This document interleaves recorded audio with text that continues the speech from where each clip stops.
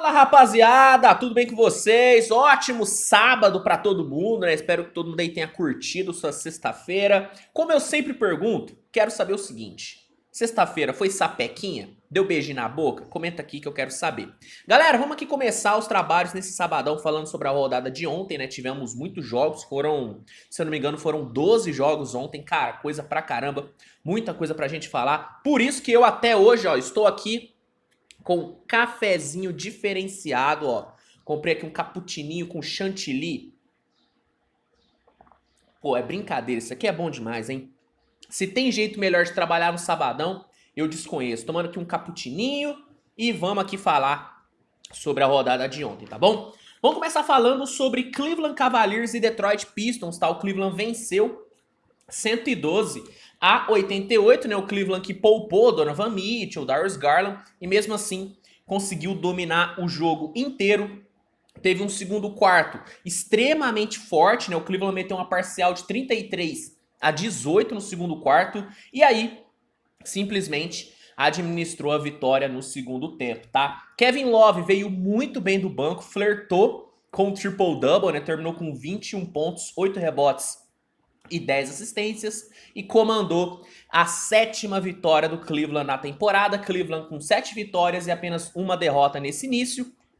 Detroit, que jogou mal, terminou, né, com a sua 8ª derrota na temporada. Até aqui apenas 2 vitórias, tá bom? Tivemos uma surpresa ontem, né? O Pacers venceu o Miami Heat por 101-99, né? O Pacers foi superior no primeiro tempo, só que o Miami se recuperou muito bem no terceiro quarto. O Miami meteu uma parcial 27-18 e encostou no placar. Só que no último período o Indiana controlou muito bem o jogo, diminuiu os turnovers e conseguiu sair com uma grande vitória, 101-99, 4ª vitória do Pacers na temporada e 6ª derrota do Miami Heat, hein? Cabe destacar o belíssimo jogo do Tyrese Haliburton, terminou com 22 pontos, 9 rebotes e 9 assistências. Tyrese está jogando uma barbaridade também nesse início de temporada, hein? Derrota dura para Miami, hein, cara? Perder pro Indiana é duro, é duro. O New York Knicks, cara, fez um jogaço contra o Philadelphia 76ers, venceu por 106-104, né? O Knicks jogando fora de casa e mesmo assim conseguiu uma grande vitória, né? O Knicks foi um pouquinho superior no primeiro tempo, mas nada tão exagerado. O Sixers começou bem o jogo. Na volta do intervalo, o Philadelphia dominou o New York Knicks, meteu uma parcial 30-16 no terceiro período. Realmente foi um domínio total. Só que no último período, o Knicks teve muito volume no ataque, conseguiu meter 32 pontos no último período e garantiu uma grande vitória, cara, graças principalmente a Jalen Brunson, que teve um belíssimo jogo, 23 pontos, 6 rebotes, 7 assistências. Knicks, 4 vitórias e 4 derrotas nesse início, e Filadélfia com 4 vitórias e 6 derrotas depois do jogo de ontem, né? Brooklyn Nets entrou em quadra, né, depois de toda a polêmica do Kyrie Irving, entrou em quadra sem o Kyrie, inclusive, e conseguiu um atropelo contra o Washington Wizards. O Nets venceu por 128-86. O time foi muito dominante, né? No segundo tempo, inclusive, o Nets tomou apenas 29 pontos, né? Realmente foi um domínio total. E Kevin Durant foi o grande nome do jogo. Durant, inclusive, aposentou ali o Daniel Gafford, né? Brincadeira que o Kevin Durant fez com ele, o crossover mais lindo da temporada até aqui, deixou o cara no chão e terminou o jogo com 28 pontos, 9 rebotes e 11 assistências, 3ª vitória do Nets na temporada e 5ª derrota do Washington Wizards. Como oscila esse Wizards, hein? Vem de 2 bons jogos, depois toma um atropelo desse do Brooklyn Nets, sem o Kyrie Irving. É duro, cara, é duro o Washington Wizards, né? Grande vitória do Brooklyn Nets, né? Uma boa vitória para acalmar um pouquinho os ânimos, né? Memphis Grizzlies atropelou, né, o Charlotte Hornets por 130-99, né? O Memphis decidiu o jogo no primeiro tempo, né? O time meteu 71 pontos no primeiro tempo, nem precisava ter segundo, né? O Ja Morant teve um jogo bem discreto, 12 pontos e 11 assistências. O Steven Adams teve 19 rebotes e o Dillon Brooks foi o cestinha da equipe do Grizzlies com 23 pontos e 6 bolas de 3 convertidas. Memphis com sua 6ª vitória na temporada e o Hornets com sua 6ª derrota, tá bom? No jogo duro, o Clippers venceu o San Antonio Spurs por 113-106 num jogo que foi muito bom e muito equilibrado, cara. No primeiro período, o Clippers veio muito forte, né? Meteu uma parcial 28-18. Só que no segundo período, o Spurs engoliu o Clippers, cara. O Spurs meteu 40-26 no segundo período e deu a impressão de que venceria o jogo. Na volta do intervalo, a gente teve um equilíbrio muito grande, as duas equipes atacando muito bem.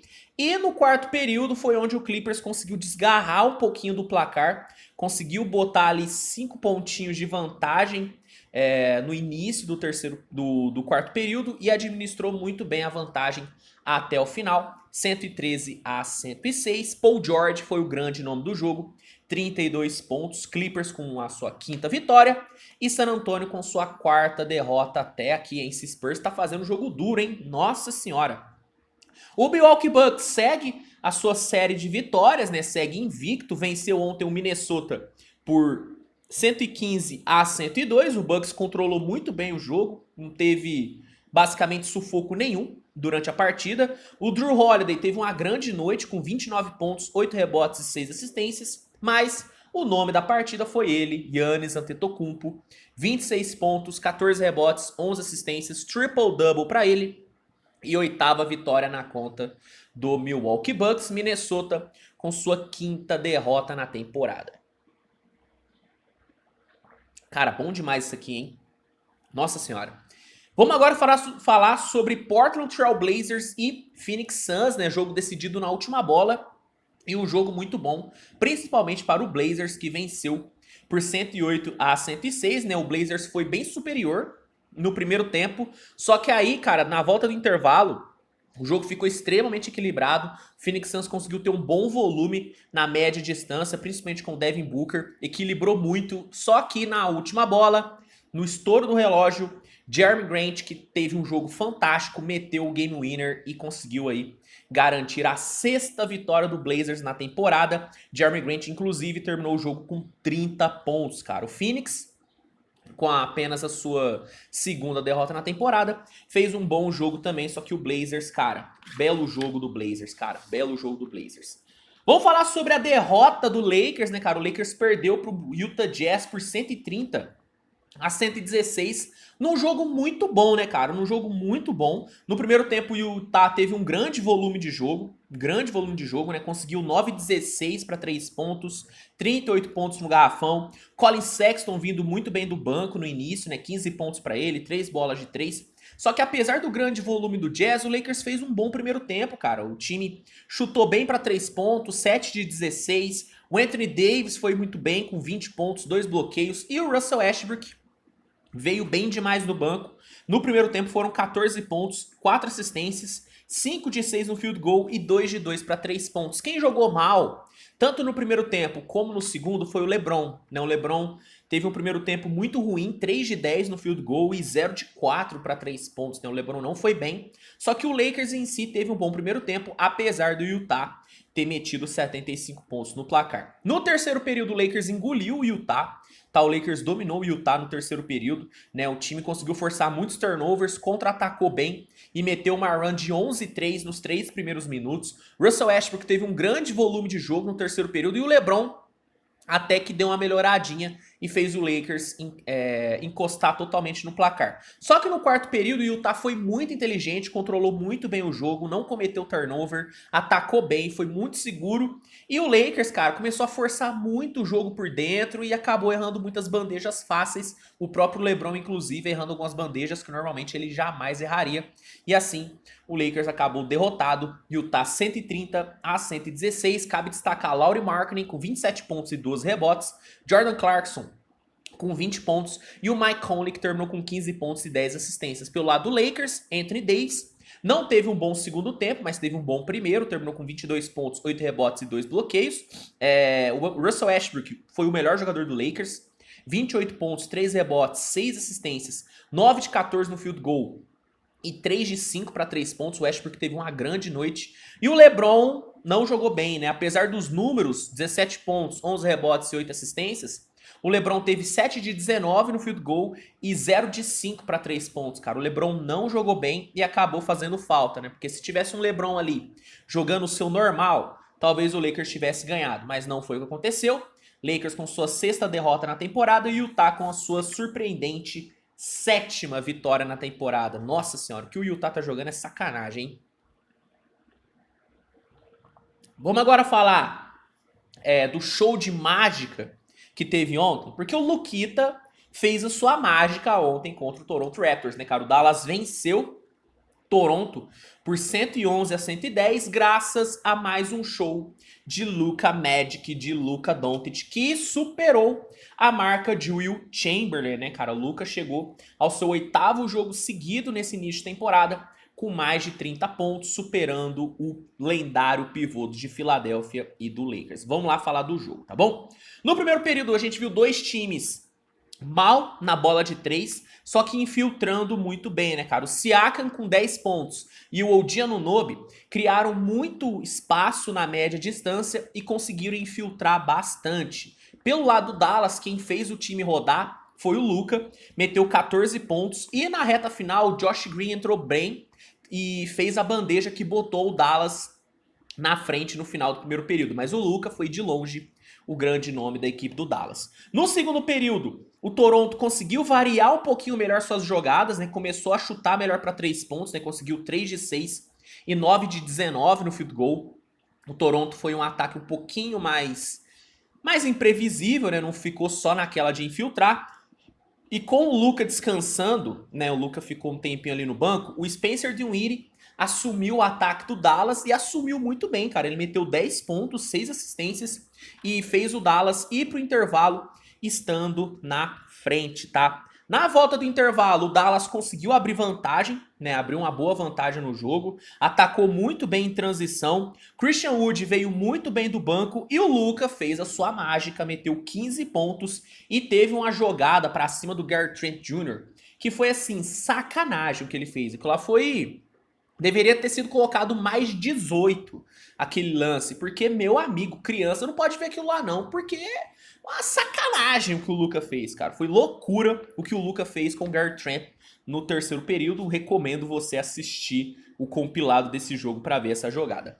No último período, o Siakam acabou saindo por conta de uma lesão que ele teve na reta final do terceiro período, só que mesmo assim o Toronto conseguiu pressionar, meteu 29 pontos, o Dallas meteu apenas 15, só que o Luka, com a bola de 3 maravilhosa, fechou o caixão e garantiu a 5ª vitória do Dallas na temporada, 111-110, Toronto com sua 4ª derrota. Destaque do jogo, Luquita da galera, 35 pontos, 8 rebotes e 6 assistências. Spencer Dinwiddie teve um ótimo jogo, 21 pontos e 7 assistências. Pelo lado do Toronto, vou destacar o OG Anunoby, 27 pontos e 5 roubos de bola, nome forte para Depoy, o OG Anunoby, tá? E o Chris Boucher veio muito bem do banco com 17 pontos e 9 rebotes, tá bom?